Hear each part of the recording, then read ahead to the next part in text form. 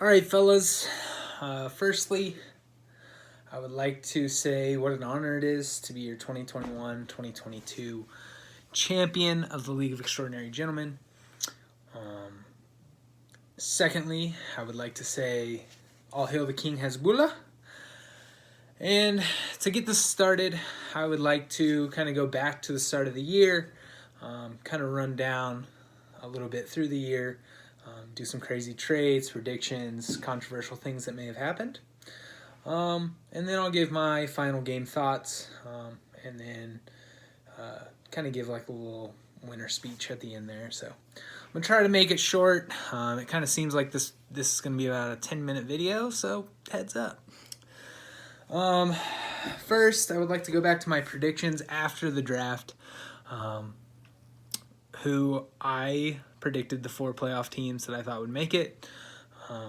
For me, I had 3 of the 4. I had Brady, Hayes, Austin all in my playoffs. DJ, at the end of the year, let me sneak in there. But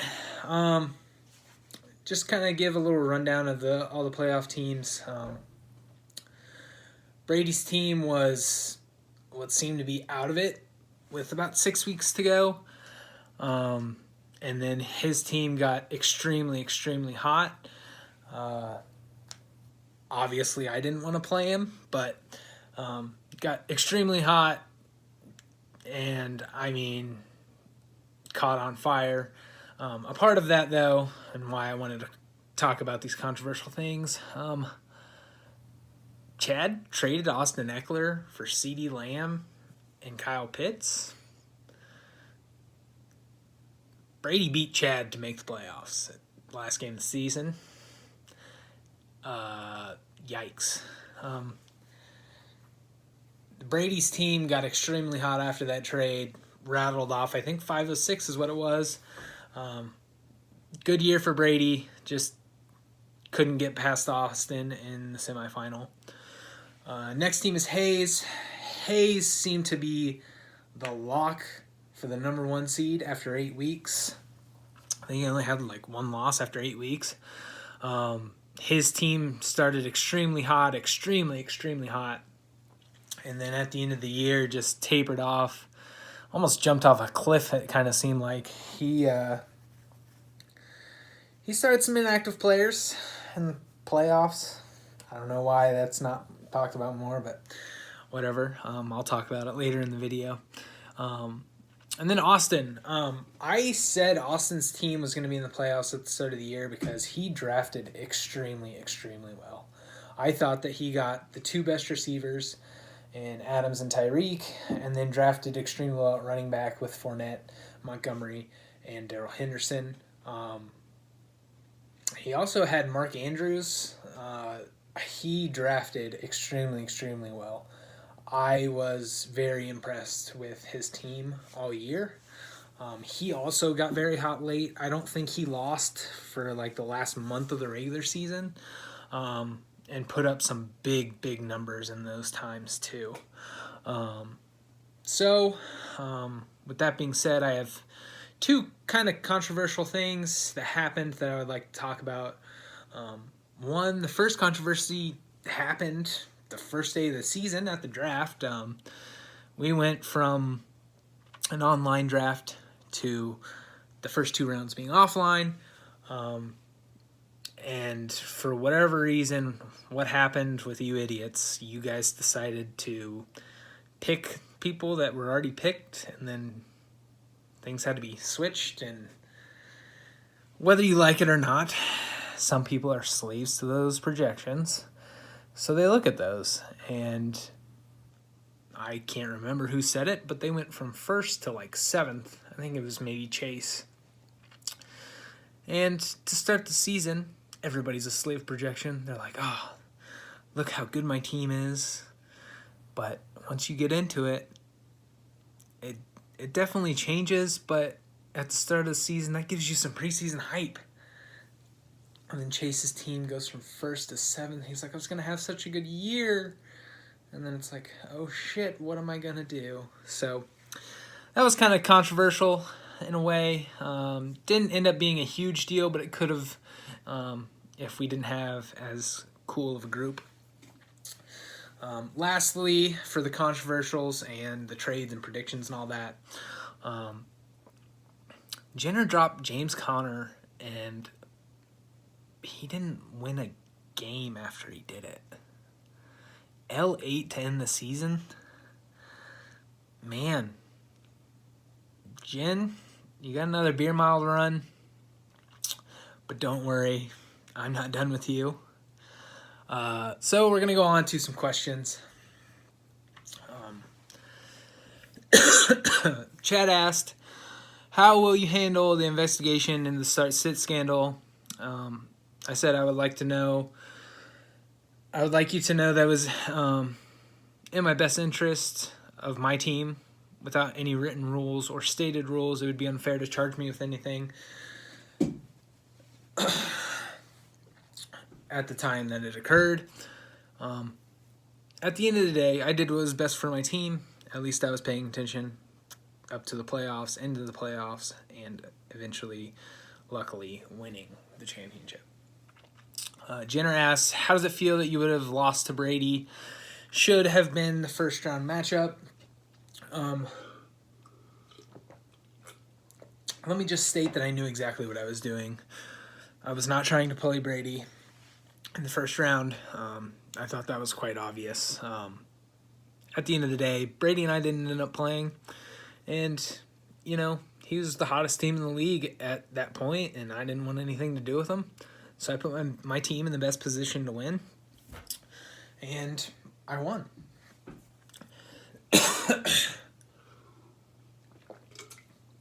So here's my speech for the end of the year, and you guys can choose to listen or not. First off, I'm the champion. Thank you very much. This was my 5th year in the league, and I've taken it very seriously. I've spent much of the off season studying and learning fantasy football. I did how much the tracker was on the mock drafts. And I honed in who I wanted to take in the first 3 rounds, and I didn't miss. I wanted McCaffrey, I wanted DK Metcalf, and I wanted Darren Waller. And I got those 3 guys, and really none of the 3 worked out for me. But that 4th round pick, Cooper Kupp, boy, did I ride him to what was a championship.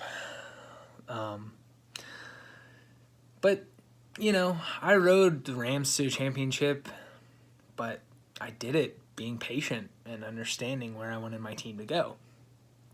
I was making moves left and right for running backs, trading away my depth like T. Higgins, Chase Edmonds, Jalen Waddle. I took risks like picking up OBJ in the middle of the season, thinking he did it in a place that had some kind of competency. I picked up Patterson for the championship week just to start him. Just sitting there, and I plucked him off the waiver wire. I sat Damian Harris, who scored 3 touchdowns the game before, to play DK Metcalf, who hadn't had a touchdown in 3 weeks. You know, he hadn't had a good game in over 2 months. Well, what is it that Matt Damon says in those commercials for Crypto.com? Fortune favors the bold. Look, you may not agree with how I won. You may resent me for years to come for what happened. As I said while doing it, I want to be public enemy number 1. I rode Kupp's coattails, just like the Rams offense in the championship. I thought surely I was beaten on Sunday night when the Packers were playing the Vikings. That field goal at the end of the half just it felt like a punch to the stomach. I was only up 5 points. With a half to play, I stopped watching, and I was pissed. I was surely beaten, but I kept an eye on it, talking to Marty, and how badly I wanted the championship. And it just slipped away from me. Rodgers was throwing to Adams all night. And I don't blame him because he's damn good. But for whatever reason, Packers take out Rodgers. I turn the game back on and I'm up 0.4 points. Adams is on the bench with the coat on. And Austin has one single player playing in the game left. The kicker. Vikings get the ball, and I'm screaming for the Packers defense. Never been a big Packers guy, but you know what? I had to be for that night. So, being up 0.4 points, Vikings having the ball, I was just praying that I could just keep it at 0.4. Fourth down comes. Vikings throw the ball. It's incomplete. I start jumping on my bed, screaming.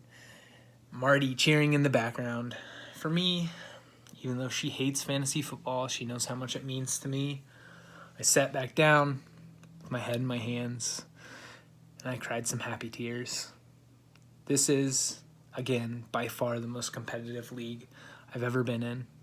I won, having a god-awful year last year in 9th place. The year before I was in 3rd. The year before that I was in 3rd. And the first year I was in the league, I was in last. I finally got some redemption on this league. It has me go back to the drawing board, come up with new strategies and drafting and waivers. If you think I broke the rules, then I would suggest writing the rules down, in which I would abide by them. At the end of the day, the $25 you will send me is just extra. But holding that beautiful trophy next year in front of you at the draft, because I want it, will be everything that I need. Last but not least, I want to talk about Hayes and Jenner. What I think Hayes did, starting an inactive player, even though it was on Christmas, and I understand you are around family, Hayes's lack of playing a player instead of an inactive one is worse than what I did, because I showed him the ultimate sign of disrespect, and he took it on the chin and never got up. So, on to Jenner. I'm just wondering, Jenner, because I have for a couple of years now. You're so upset about this. About me apparently not showing the league its respect it's deserved. But I'm showing the same level of integrity and respect you showed the league when you didn't run the beer mile. So, here's the deal. I'll be at your beer mile. I will record your beer mile for this year that you need to run. You tell me the time and place and I'll be there. So, I would just like to say that I am the champion whether you agree with it or not. I am public enemy number 1, which is where I wanted to be. So, let's write down the rules. Let's run our beer mile. And let's have a good off season, even though it's the shittiest time of the year. With love, your champion. Good night, and go Chiefs.